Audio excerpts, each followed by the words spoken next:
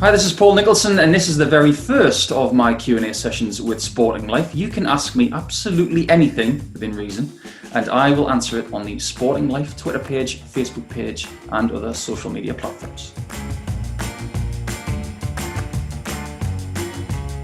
This is an interesting question because when you do question and answer sessions, no matter whether it's live or on social media or any other means, there's always one person who thinks they know more than the person they're asking the question of. Well, what's that? That is a trophy that took a lot of hard work and traveling around the world to get to the tournament that I actually won. When you have that, you can't really say that you haven't achieved something. And what a lot of people don't remember is that I won 5 ranking titles and of course the one TV title. And the questions I get in relation to this kind of thing are usually from people who haven't done anything that spectacular in their life and they're looking to throw hate at somebody else. What you've got to remember is that I'm very, very proud of this. Yes, there were other TV tournaments that I maybe could have won. I look back at the 2011 UK Open as one that I could have won. I could have potentially won the 2012 Grand Prix if I'd have got through Wes Newton in the quarterfinals, but I haven't. And I did win other tournaments. But the fact of the matter is, these things aren't easy to win. If they were, everybody would have them. Look at some of the players that don't have one. Dave Chisnall, Michael Smith haven't got a ranked major title. They aren't easy to win, so don't come to me and say that I should have had more, when in fact, that's probably about right for my career.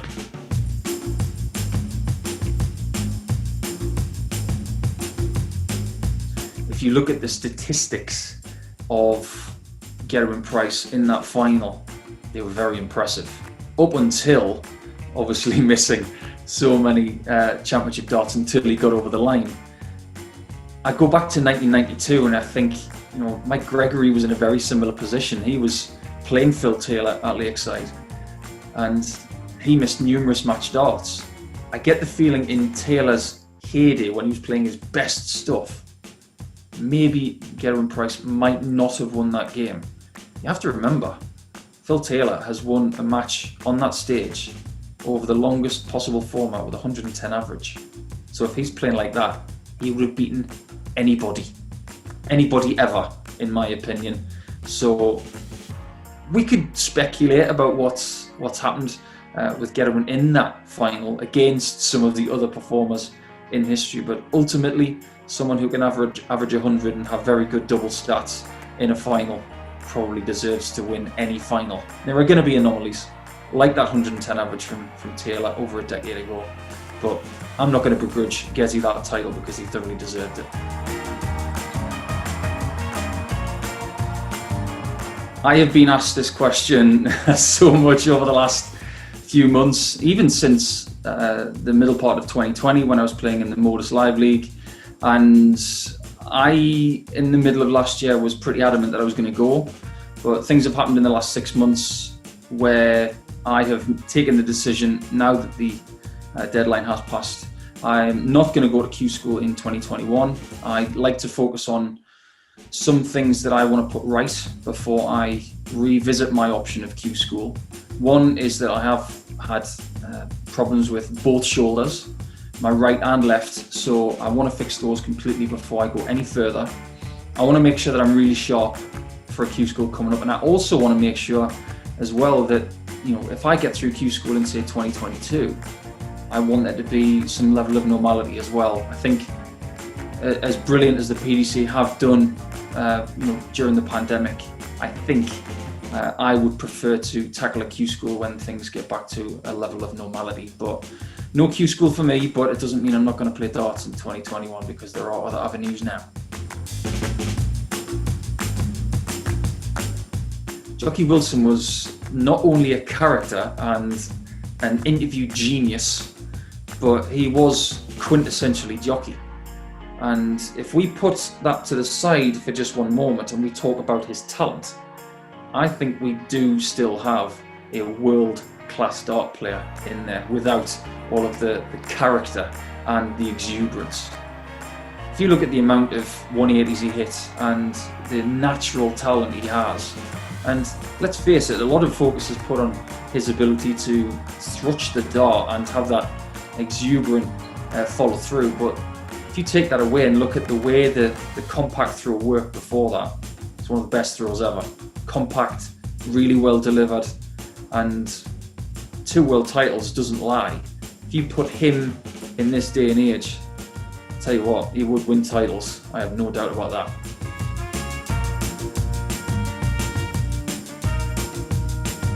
I think there is a lot of natural talent when it comes to darts, and there may be people out there who disagree with that statement, and they're perfectly within their rights to do so. But if you hear the story of Gary Anderson hitting a 140 with his first 3 darts that he's ever thrown, that's natural talent. But if you're someone who is not able to get over a certain level, then what we're doing with the game right now, with coaching and more tutorial videos and things like that via social media and YouTube, what we're trying to do is to enable people to get better. And yes, there is a natural ability proportion. I think it's probably around 10 to 15%. Whether you think that's a little bit more, that's entirely up to you. But good coaching can take you to that next level. And the coaching standards over the last couple of years, worldwide, in my opinion, are starting to get better. And as the coaching standards get better, and more people seek that coaching out, I think people who, like the person who's asked this question, I think you will find the tools that you need to possibly improve by 5 or 10%. When you're at the elite level, you're looking for that magic 3% increase. If you can find that, you'll vault yourself into some very big tournaments. But it's about the coaching and it's about the advice that you get. We live in a culture now of people seeking advice on social media and via professional channels. No longer do we have a sport where the advice comes from the end of the bar. And that is the advice that hasn't been helping people for a very long time. Things are changing.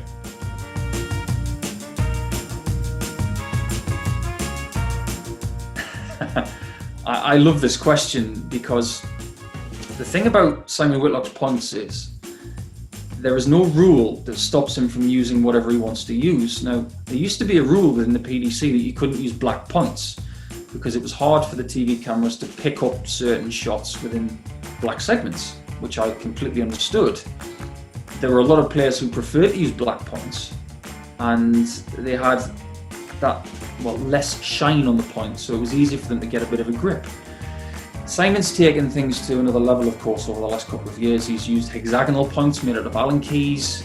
He's roughed them up so much that they look like they've been dug out the bottom of a toolbox. But the ones that he has been criticised the most for look like they've got sandpaper over the top of them. And there is no rule to state that he's doing something wrong. And until that time, I have absolutely no objection to what he's using, because let's face it, in 2020, he played some amazing darts, and he's always going to tinker, whether it's points, stems, barrels, flights, flight caps, or anything like that. And until a rule comes in, I have no objection to what he uses.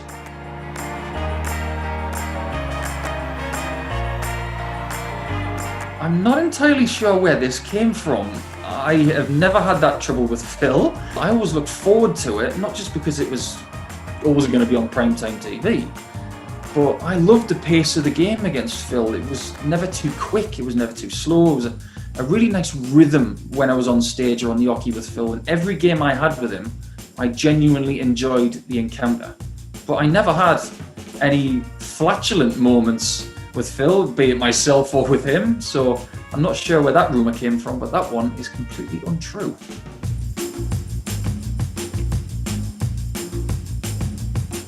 I think the introduction of the summer, autumn and winter series was very interesting. It obviously served a purpose where we could effectively bubble the staff and the playing crop so that everybody was in a secure environment. But I think the majority of the playing crop did enjoy this opportunity.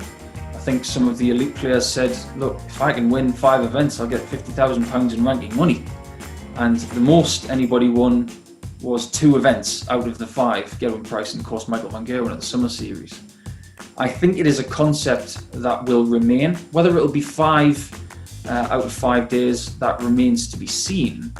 But what it does is, if you can take, for example, 20 players' championships of 30 that they want to play throughout the course of a year and get them done in 4 small clusters, then all of a sudden you only have to find 10 weekends out of the year.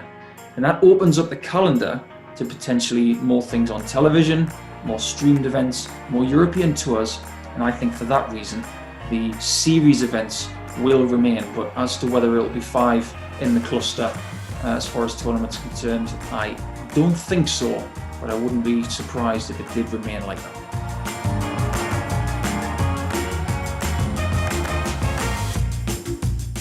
I have changed my stance in the middle of a game once, because I had that visual perception of feeling the board was a little bit further away. It of course wasn't, but for my own comfort, I turned my foot a little bit more towards my body, and that way it actually shortened the throw a little bit. Anybody who wants to change their stance in that respect, I think it can be done, and it's a small change, but it has to be comfortable. That's the main thing. You'll see Gary Anderson kick the oche and curl his toes up against the oche like this. And one of the reasons for that is so that his heel is firmly planted on the floor. If you turn your foot and you're more square on to the right side of your foot, or in the left side of your foot if you're left-handed, what you're going to find is that you're putting your ankle under a tiny bit more strain.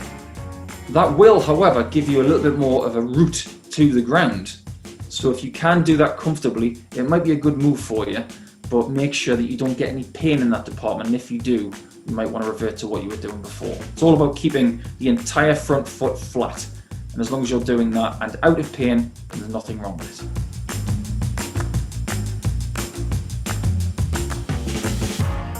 I've suffered from this myself over many times in my career, and even when I was playing before I turned professional. When you do something an awful lot and you love it that much, you are always going to have periods where you think, I don't love it like I used to, and I feel like I'm doing the same things all the time. So the key to that is to remove pressure completely. Take yourself away from wanting to win every tournament and wanting to play every night of the week. The most important thing is to have fun, and obviously play less, in my opinion. Play a little bit less, let the hunger grow again inside your gut, and inside your heart, and inside your head. And then go and play darts purely for the fun of it. When you get the fun back, that's when the drive comes back. I've done it myself. It's the way it should be when you're trying to rediscover it. And I know the person who sent this question in. He's a very good friend of mine, and I have no doubt that you can find that drive back again.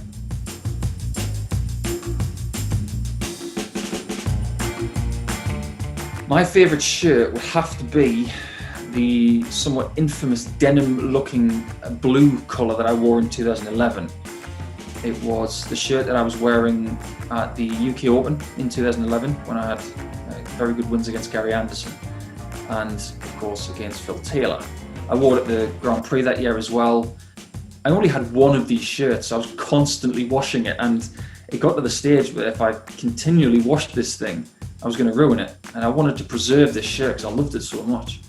I ended up getting that shirt framed and giving it to my then agent and manager, Will, and he's still got it in that frame. It's one of a kind, and I hope he's got it somewhere safe because nobody else has got one.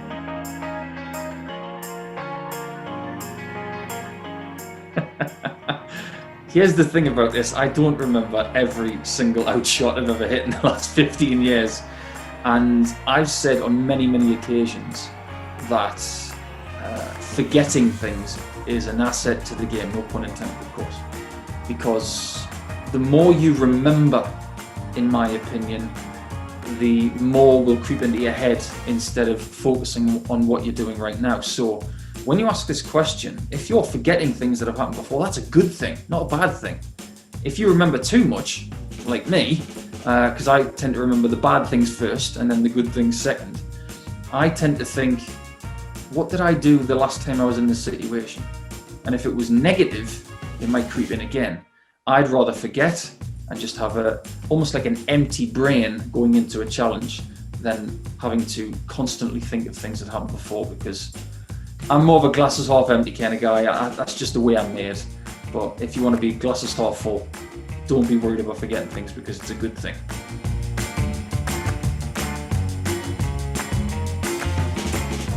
The important thing for Mad was that they wanted to do something different.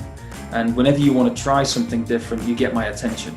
I'm someone who has always tried to do something different with walk-ons, with social media, with interviews, the way that the game is perceived as well. I think that's a very big thing that might change over the next 10 years when you've got someone like Gerwyn Price as a world champion.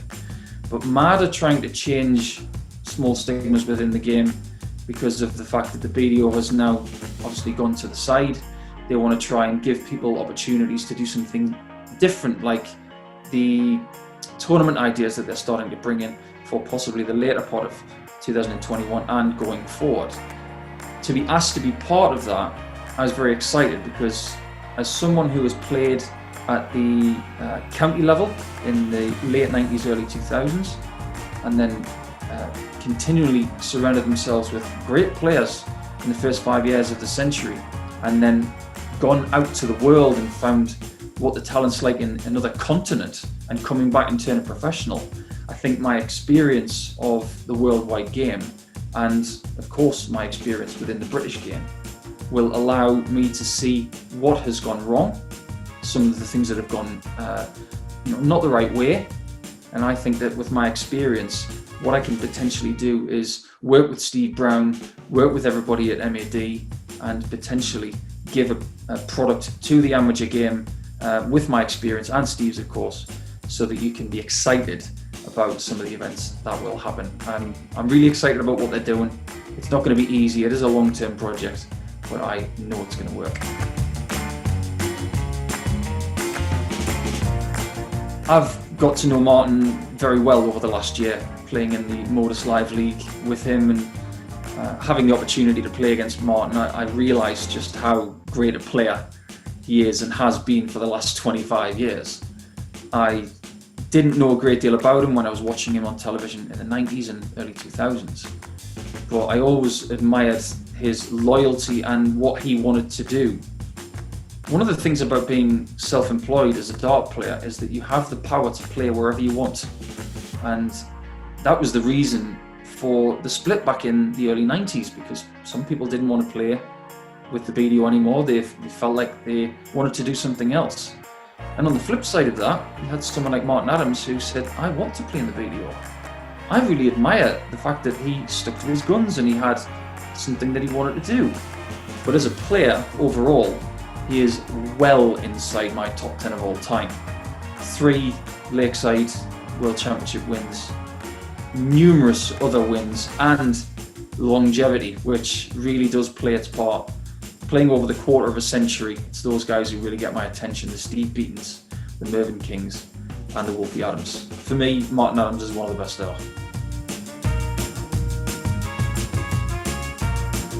This is a common problem, not just with amateur players, but some professional players. I could name them, but I'm not going to, because I don't think that's fair on them.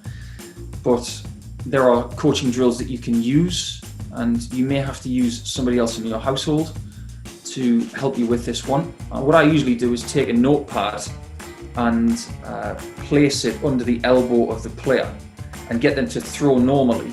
And if you place it maybe a centimetre under their elbow and tell them not to hit the pad with their elbow, that'll keep their elbow high. And then you constantly take the pad away, and you just get in your mind that you don't drop the elbow. The thing about that particular thing is that you really have to focus on your elbow, not about your release or your grip. It's all about focusing on the elbow. And it'll take probably 2 or 3 weeks for it to become natural. But you have to constantly look back and see whether it's creeping back into your game. Focus on the elbow, don't focus on the grip, don't focus on the release. Just focus on keeping that elbow in one spot. And that should be your focus for 3 to 4 weeks, I would say.